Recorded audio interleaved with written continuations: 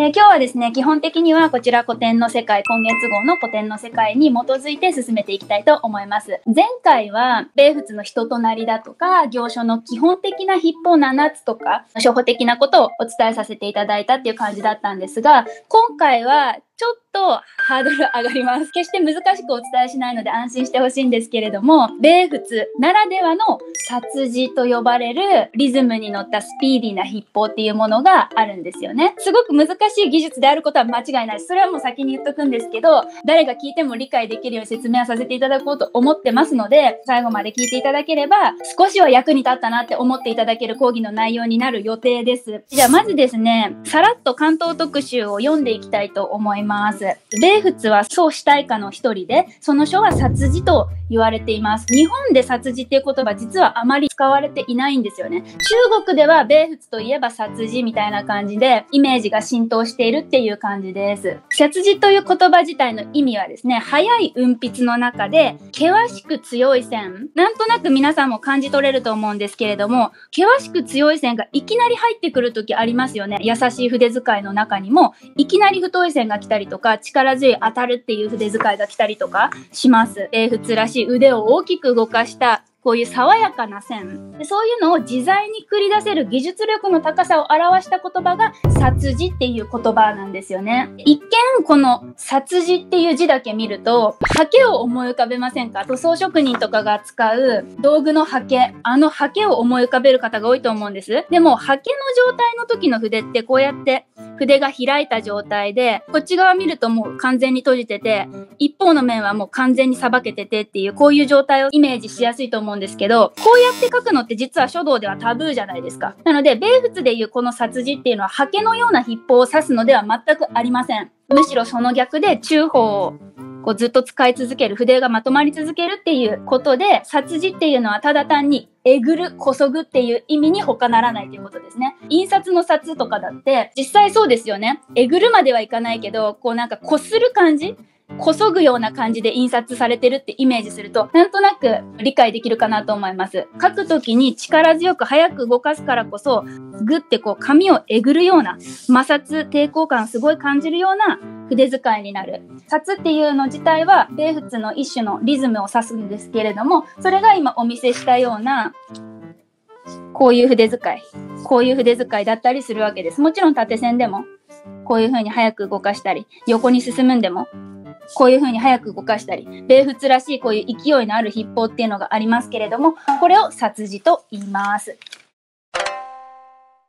はい、じゃあ次です。じゃあこんなに早書きなのに字が上手いのはなんでなのっていうと、王羲之とか王建氏とか仁王と呼ばれる、古典の筆法を深く学んで緻密な努力があるから、そこに自分の自信がついてくる。気持ちがいつもリラックスした状態で字が書ける。だから早く書いても上手いんだというふうに言われています。ありがとうございます。よく理解できましたか？今回は関東特集でも紹介させていただいたこちらの龍環条という古典、それから長途大条という2つの古典があるんですけれども、この2つの実際の筆法を中心に学んでいきたいと思います。関東特集のもの小さいので、もしよければ教科書の資料から拡大して見てみたりとか活用していただければなと思っています。で、いきなり筆法の話になるとちょっと難しくってすぐに離脱しちゃいそうな方もいるので、まずは頭の準備運動からしていきたいかなと思っています。こちら、米仏の長途大条という私の大好きな古典があるんです。今赤い丸がついている部分、よーく注目してみてください。どっちも縦線なんですけど、皆さんから見ると、この縦線、どのようにして書いたように見えますか？筆幹右なのか左なのかっていう、こういう視点で見たことありますか？皆さんは。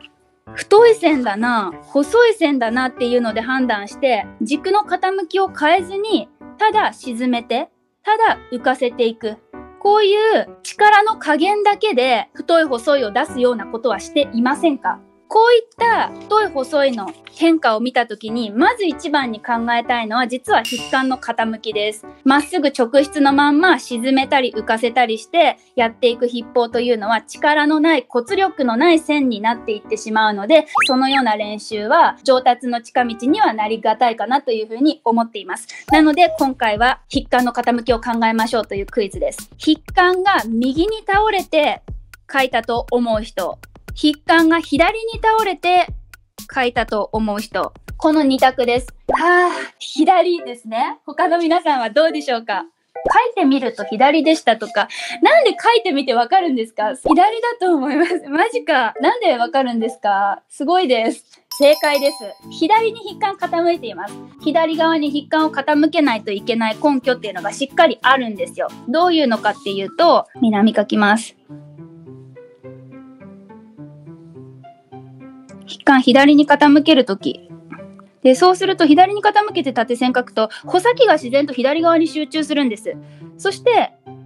この時に穂先の位置を移動させずに、腹の位置だけ上に持ち上げていきます。穂先の位置移動させずにですよ。それから吊り上げていく。上下運動ですね。をしていくと、初めてこの繊細な美しい細さができるわけです。これもしですよ、右に筆管傾けてみましょうか。右に倒れて見えた方ももちろんいらっしゃると思うんですけど、